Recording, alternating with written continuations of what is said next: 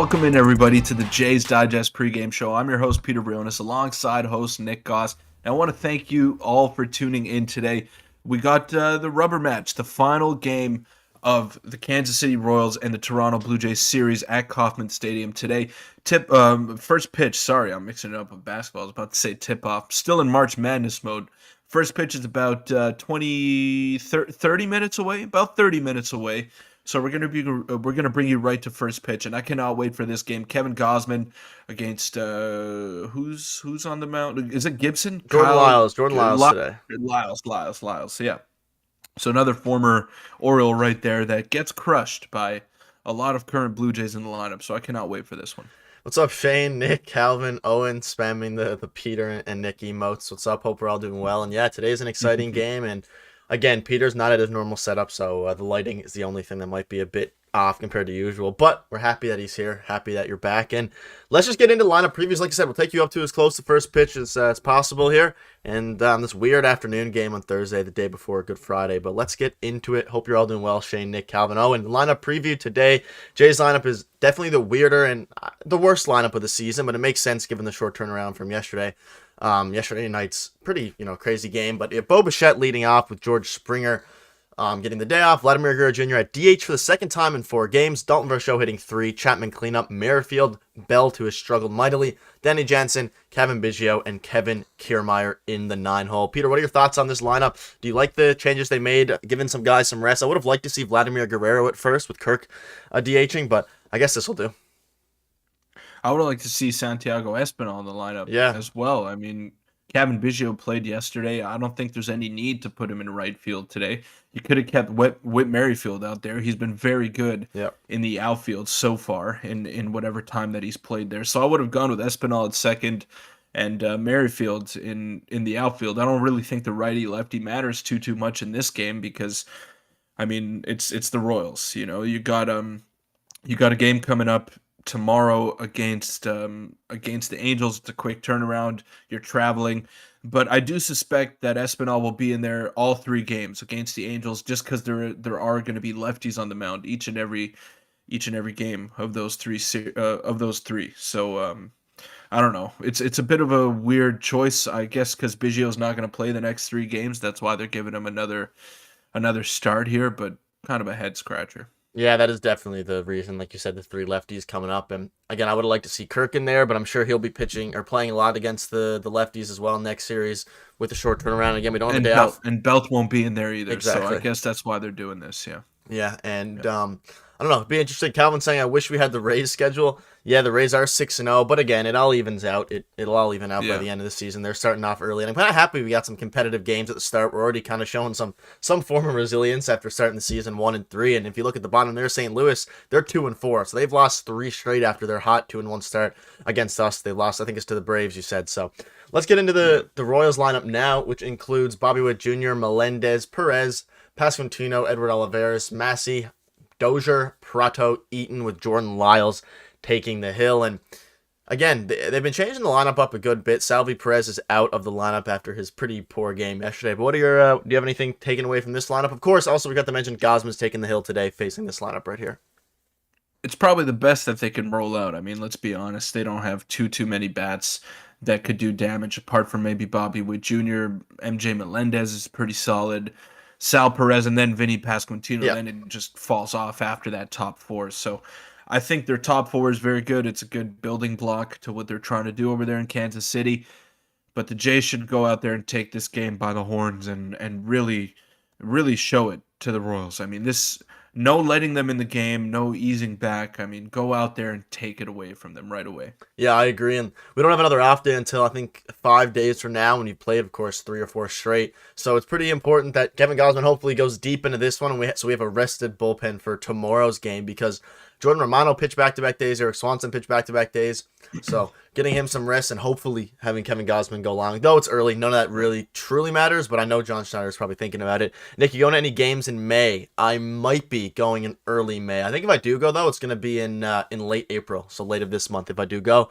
3 lefties and 4 batters separated by Jansen. Not really ideal balance. Yeah, I think they wanted to keep Kiermaier in the 9 spot because he's super comfortable there and it turns the lineup over well.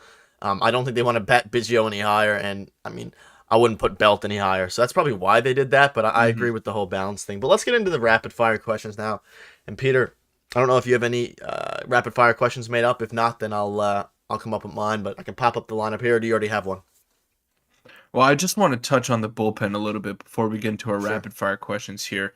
Jordan Romano is going to be unavailable today because he just had back-to-back saves. But one thing that was a big problem last season with the Blue Jays is that they were winning a lot of one-run ball games, and they couldn't get any separation. And Romano was overworked, and I think that had a part to play in not necessarily his collapse, but I would say him slowing down in the second half of the season. So I think it's best if he doesn't pitch today, and he won't. I mean, regardless, I mean, someone else is going to get the safe situation. But against teams like the Royals, especially when you're leading in the series, a chance to win the series outright, you don't want to have to use your high leverage guys. You want to be able to win comfortably, and they won a couple of close ball games back to back. I want to see them win today by a wider margin. No, yeah, I agree, and I think today maybe Jimmy Garcia is available. Definitely Anthony Bass. So I'm sure they'll use a mix of those two guys. Adam Simber. I don't know about Eric Swanson. He pitched yesterday. Swanson is. He should be right because he only threw to one batter. Yeah, in the game before, and he threw an inning yesterday. And it was a quick inning. I think 9 or 10 pitches. So yeah, I agree. And rapid fire. Do you have it, or do you want me to? Also hit the like button. Let's get to 20 likes. Shout out everyone in here. But do you have a rapid fire done up? Yeah, sure. I'll ask you one, and it goes a little bit off of our video that we had today. Do you think I'm already forgetting his Jordan name? Luplow. Why am I forgetting? Yeah, Jordan Luplow. Do you think Jordan Luplow will play against the Angels? No, I don't think so. I don't. No, no chance. Maybe it would make sense, and it would make sense for the timing, but I don't know who they would have to move around for that to happen. Zach Pop and Tim Meza as well. I'm sure Zach Pop will probably get moved up into a higher leverage role depending on what the game is going through. But yeah, probably Tim Meza, Zach. We have our bullpen's so deep that it's not really a worry until maybe the save situation. But yeah, do you think he plays in the Angels? I mean, there's a way. I don't know how they would manufacture that with calling people down and up. They would have to send someone down. Well, he's on the 40-man. He's on the 40-man roster, so I think they can send down Nathan Lucas if need be. For the series, yeah. For the series, just considering that there are 3 lefties on the it would make sense in a row for Los Angeles. It would make sense. That's why I said he could potentially have an impact a lot sooner than we think. But at the end of the day, depth is depth, and you can never have too much of it, right? I agree. Jordan Luplow games played this year higher, lower than 25. Definitely lower.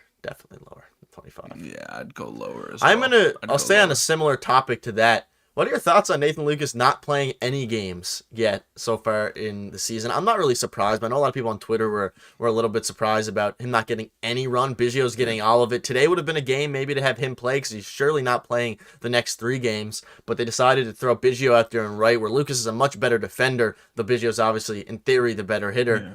But I don't know. What are your thoughts on that? I'm happy they kept Otto Lopez in AAA, seeing how they're playing Lucas though. Well, that's the thing. He's the last man on the roster. He's an emergency guy. He's not even the 4th outfielder. He's not even the 5th outfielder. He's the 6th outfielder at the moment, and he's strictly on pinch run duty for someone, for someone slow that gets on base. So I am glad that they kept Otto Lopez in AAA so he can keep developing. And Nathan Lucas, as great as his story is, as hard as he worked to get to the major leagues, he's closer to being a finished product than Otto Lopez is. So you want Lopez to get those competitive at-bats, playing a larger role as well with Buffalo. So it makes more sense to me now because we were all not necessarily outraged, but we were like, why is Otto Lopez not on this team? Why was Nathan Lucas the man of choice? And now we see, because of his usage, it makes a lot more sense. No, yeah, I agree. You should have gotten at least 5 at-bats. Belt is batting sub. People are asking, I guess we'll ask you the question as well. What are your thoughts on Belt so far? Do you think they ever cut him off? I don't think so, at least not for now. If Belt's batting sub 200 come June 1st, he's probably done for the year except blowouts. June 1st, maybe? I don't know. It's tough. They gave him... the great thing about it is that it's a 1-year deal and it's super low risk. Now everyone is very quick to dismiss Brandon Belt and what he's done in his career. I'll be the first one to admit he hasn't looked good He's looked very bad so far in his at bats, and he's slow. His bat speed is not there. He can't even catch up to 88 at the moment from Zach Greinke. So it's not ideal. It's not an ideal start for Brandon Belt, but we got to remember who he is. He's coming off knee surgery. He's been one of the better left-handed hitters in the National League. He's one of the more experienced players who also happens to have 2 World Series rings. So 3 maybe. No, I think 2. I think 2. And he also had a slow spring training. He got there late because of whatever. So there you go. He got there late, so give him a little bit of time before we write him off. We've seen a lot of things that we haven't liked early on in the season, but the Jays are still 500. It's not the end of the world. It's early.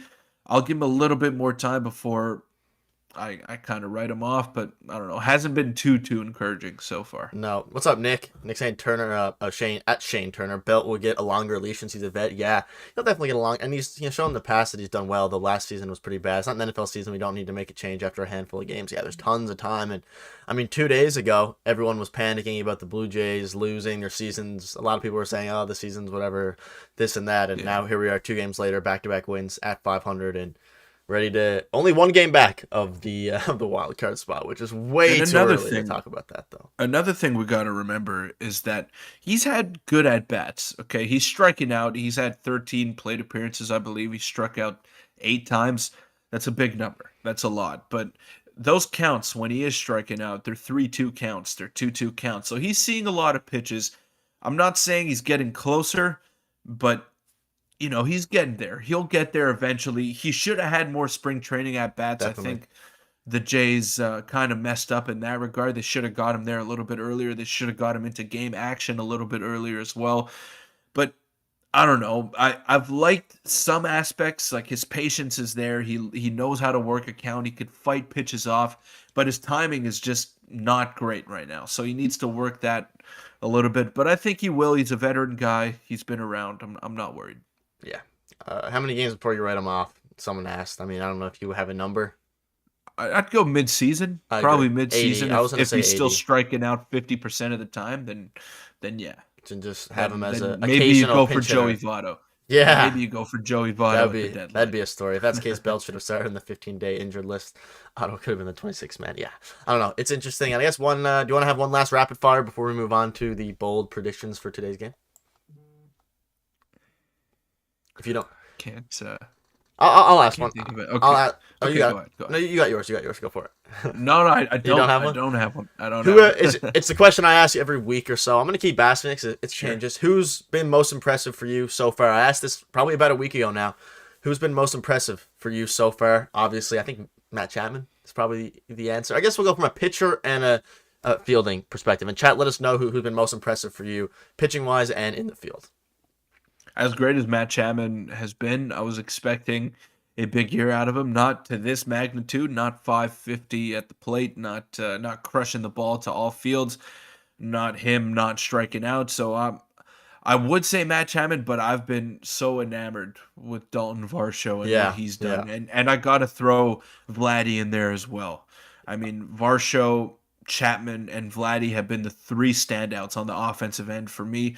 Bo Bichette has done very well at the plate too. I've just loved the overall team approach. So I could name you 10 guys that I've been impressed with so far this season, but the 3 main guys on the offensive end would have to be Varsho, Chapman, and Vladdy. Their defense and their offense has just been sensational so far, apart from that one error from Chapman. But Varsho just...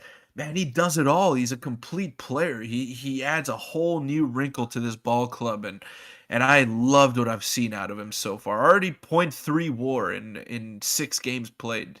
Little note there. Yeah, unbelievable. And so for me, hitting wise, it got to be Chapman and Varsho. Not just hitting, but hitting / fielding, position player wise. Biggest disappointment. We can do that as well, but it's probably a bit too early for that. And then pitching, I'm gonna go with Yusei Kikuchi. I mean, he's been unbelievable. And Eric Swanson out of the bullpen. He's looked, of course, he gave up that 1 run, but he looked so good yesterday. Kiermaier is an underrated answer. Kiermaier's been unbelievable. He's hitting over 400 right now. I don't know. It's so many I people have like that. impressed me. Vershow has been, though. He's everything that, I guess we hyped him up to be, the 5-tool player. I spoke on it in yesterday's video. He took over the game yesterday, and he took over the game before yesterday. He's had back-to-back games that he really took over. Him and Vladdy, of course, in yesterday's game. But I think Vershow is the answering it. Disappointment, I don't really have any disappointments yet. I guess if there was one person who I thought would be performing better, it would be Brandon Belt. But Chris Bassett, it's just one start. I don't too small of a sample size One for me. start. Yeah, way too small. But, And Varsho, man. I mean, I'll just stick yeah, with the topic here. He's not going to hit over 300. Let's taper our probably. expectations a little bit over there, but he's hitting the ball to all fields, which is something that he wasn't doing in Arizona. He was pulling the Yeah. ball a lot and he was getting shifted a lot. So that's why when he came here, everyone was saying, "Oh, he's going to hit a lot better. The shift's gone," but hasn't even affected him thus far. He's hitting left to right center field gaps and only one home run so far, but man, he's hitting the ball hard and he's making those spectacular plays defensively.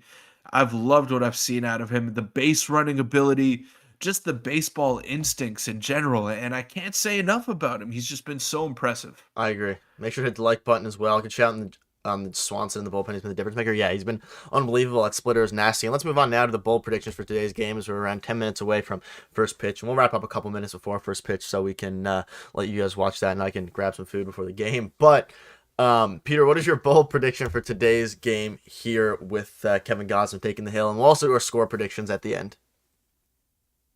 Chapman hits a ball 105 miles an hour For an out. but it doesn't get out. Ooh, But it doesn't okay. get out. And What's up, Fluffy? and I'll add to that his home run that he does hit today, because he is going to hit a home run, because he hit 5 against Jordan Lyles in his career so far. So he's due. He's due for a home run. The home run that he does hit is going to be 90 exit velo. It's going to be an absolute moonshot to left field. But it's not going to have the same exit velo that he's had. So of course the one that he hits under 100 miles an hour is going to go out. Very specific. I like it. And again, in case you didn't watch the game, Chapman, his hit yesterday, 400 and something feet, would have been a home run in 20 ballparks out of the 30, and would have been a home run in Rogers Center. So I'm riding that as well. I'm going to go Vershow home run, Chapman home run. That's going to be my bold prediction. I also think Kevin Gausman has an unbelievable game.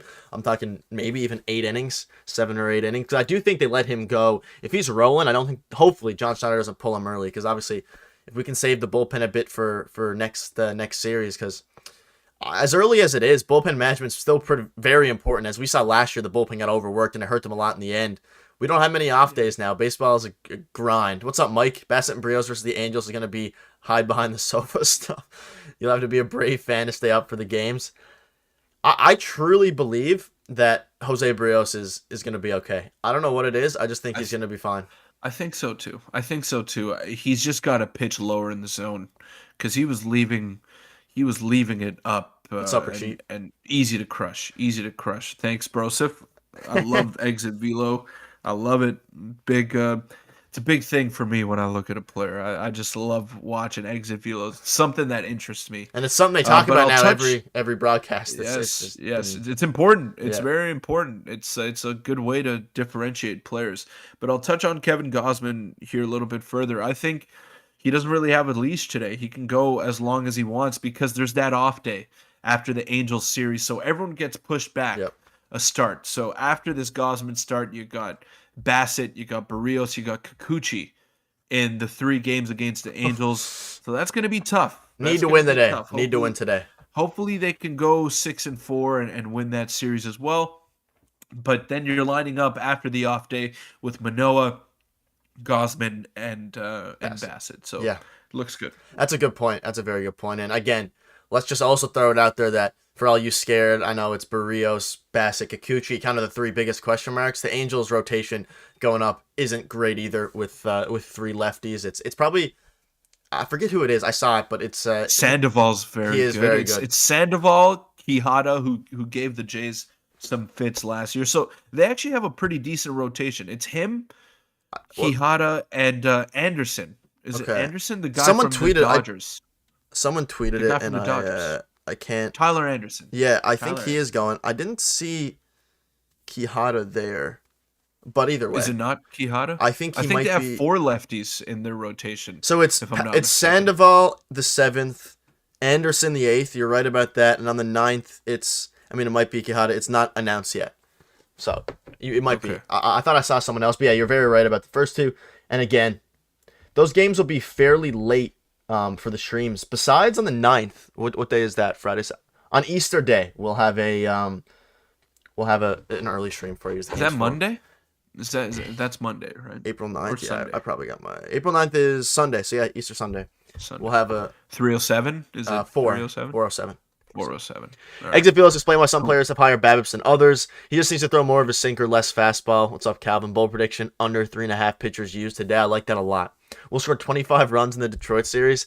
Bunch of football score baseball games: 10-7, 12-10, 16-13. Peters, what's your prediction? Score prediction for today's game, as well as hit the like button. Shout out every single person in here. Let's get to 20 likes.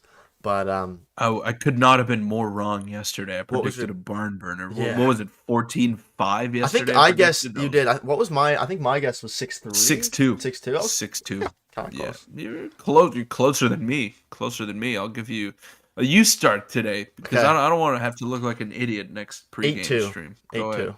8-2.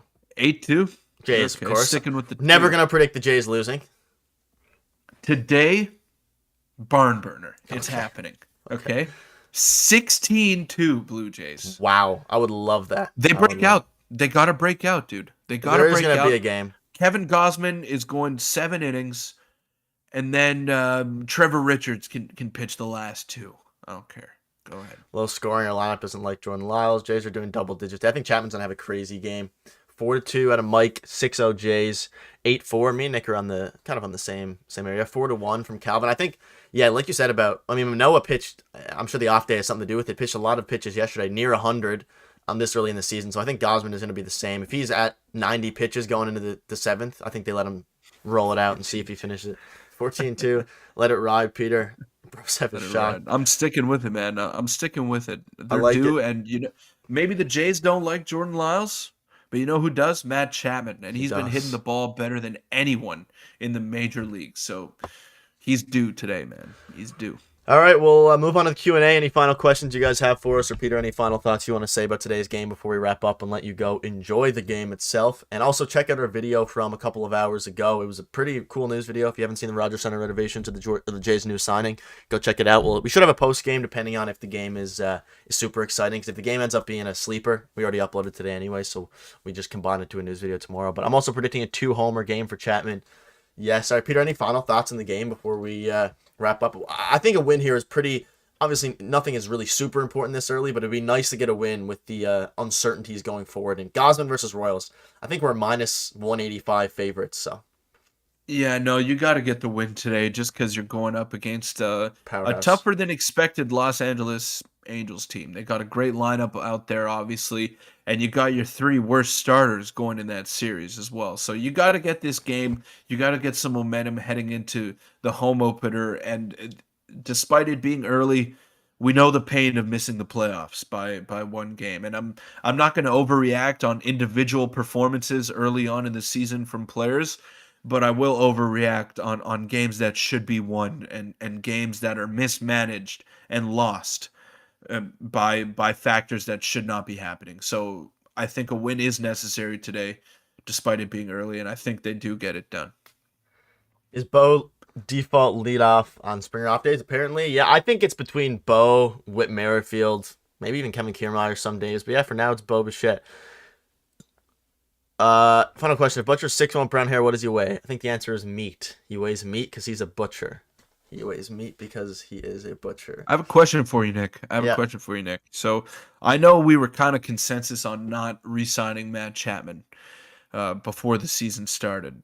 Has your tune changed a little bit, or do you want to see more from him? Let me see. We'll re-ask that question at maybe give me halfway through the season, near the trade deadline. Halfway through the season? But honestly, the way it's looking now, I wouldn't mind spending the extra. It's not our money, so spend the extra money. And Berger's look great though too down there. Berger looks great too. So it's going to be a tough so let's say he has an MVP caliber season. Throw him top 10 MVP, top 10 in MVP voting. Would you give him 150 over 5?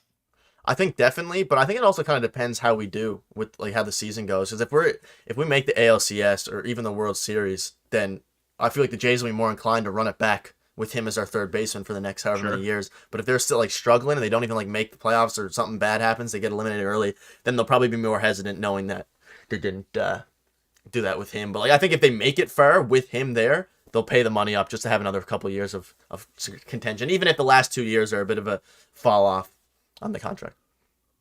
Yeah, you're right. You're right on that. I think it depends. Sign Chapman, Berger can play shortstop next year. Maybe that's the case. Move Bo over to second. Yankees are going to offer $200 million though. Surely, can we match them? We can. It's just a matter of if they will. It's a matter of if they. I don't know if the Yankees do. And I have another question for you concerning re-signing Nick. So let's say you were to go to Bo Bichette. You're Ross Atkins, okay? And tomorrow you tell him, "Look, Bo, we want to move you to second base, but we want to sign you long term," and he agrees. How much money are you giving Bo Bichette to play second base for the next 11 years on your ball club? $330. $330. Holy. Yeah. $33 million a year. I think it'll take that. Yeah. I think in the sense of if we don't, someone else will. So, I mean, and that's assuming he continues, but he's one of the best hitters in the game, and he'd probably be the best hitting second baseman in the game. Maybe Altuve is there as well, but I think he's the best hitting shortstop in the game. Yeah, and the defense is the only thing. So maybe him and Trey Turner are at the top. Yeah. But I don't know. I think it's a lot closer than people may think. Yeah, they'll give the edge to Turner, but is a second baseman worth $300 million? I think you just make it. I mean, maybe not, but I think if it's Bo Bichette, then yeah, I think they. Well, I don't know. I have to think about it to see if it's worth it. But if you're asking me for a figure, I think 300 plus is definitely where it's going to be. It's not going to be less than 300 just because of his age and whatever. I do think the Jays re-sign him and Vlad. I think they do, and I think that's maybe part of the reason they got rid of Teoscar, because he's going to command 150 plus million, 200 million, you'd assume. So. I think they're better off with Varsho. Anyways, I completely agree. From what I've seen so far, and we got to remember, okay, yes, we traded a perennial silver slugger, who will probably be a silver slugger again this season, for a reliever, but that reliever has 4 years of control and is dominant, and he's dominant, and it just clicked for him. I was gonna say the same thing. If you look at his stats, obviously he had pretty. Not rough, like 4 ERA seasons before, but like they mentioned on the broadcast yesterday, he started throwing his splitter. That's what changed his career, and they mentioned it yesterday. And he's going to be good for the 4 years we have him, and he's dominant. I'm excited for that. But that'll wrap it up. And I don't want to talk bad. I don't want to talk bad about Teoscar at all. I hope he does well. I still love him as a player. I still hope he gets paid. I hope he does well. But one thing that stood out to me was that there was already an arbitration dispute between him and the Mariners before he even suited up for them in spring training. So that tells me that they're not necessarily close on a contract. And the Jays, I don't think the Jays were ever going to pay Teoscar or Lourdes the money that they wanted. Lourdes is not good enough defensively. Teoscar is also not good enough defensively. I think that's what it came down to. Vladdy's going to be worth $40 million at least. Yeah, he's going to be worth 40. He's going to be worth 40. And the only him hitting in the 2-hole makes Bo worth $300 million. Yeah, and someone's going to pay, whether it's the Jays or not, $300 plus million for a 2-hole hitter. And his defense is really bad, but it's not bad enough to where he's a full liability out there or anything like that. And he's young. So right now he's got to get better. He's got to improve. Walk Off. Happy Easter, Nick and Peter. What's up, Walk Off Podcast? Check him out if you like. Walk Off. Appreciate it. If you like podcasts, more Jays content, you can make sure to check them out. They do good stuff over there. Happy Easter, you guys. All right, we'll wrap it up. 1 minute away from first pitch. Thank you all for tuning in. Hopefully the Jays can get a win today. Kevin Gausman needs it. Shout out to everyone in here. Hit the like button on your way out. It helps us a lot. It helps the engagement, and it was a fun stream. And hopefully we'll be back for a post-game video if everything lines up well and the Jays do good. If not, we'll see you in tomorrow's video. Let's go, baby. Go Jays. See if they can win tomorrow. Today. Win today, not tomorrow if they play in 1 minute. All right, see you tomorrow.